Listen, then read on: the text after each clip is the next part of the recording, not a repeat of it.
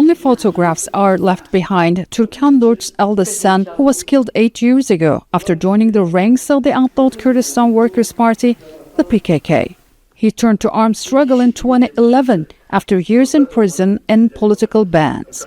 Her younger son is now with the Syrian Kurdish YPG in northern Syria, a group Turkey links to the PKK. As a mother, I want my children to grow up with their Kurdish language and identity. After decades of fighting what the state calls terrorism, the government announced a new peace initiative last year. From prison, PKK leader Abdullah Ocalan called on the group to end armed struggle. But for Kurds like Turkan, past wounds remain fresh. We're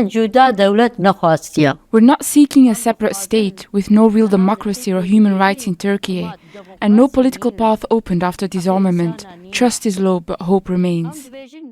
A previous peace initiative was launched in 2013 but collapsed 2 years later as violence resumed and trust between the state and the PKK broke down.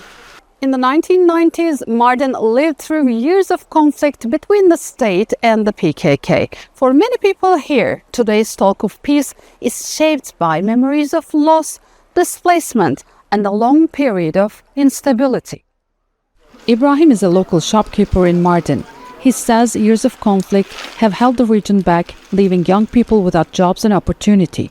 And that development is key to lasting stability. I'm against bloodshed. The PKK should disarm, and this conflict can be resolved through dialogue.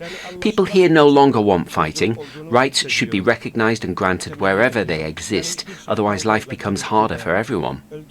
Mardin is also home to Assyrians, an ancient Christian community whose numbers declined sharply during the 1990s, when the fighting was at its height. Local jeweler Murat Özberk says peace is key to rebuilding trust and community life. During years of violence, we all suffered here, Assyrians and Muslims alike. Many of us were forced to leave our villages, especially in rural areas, and some migrated to Europe. If a new peace process is underway, we support it and hope that it brings lasting stability. In Mardin, hope exists, but it's guarded, shaped by the past and tested by events just beyond the border. Sinem, Koseoglu, Jazeera, Mardin, southeastern Turkiye.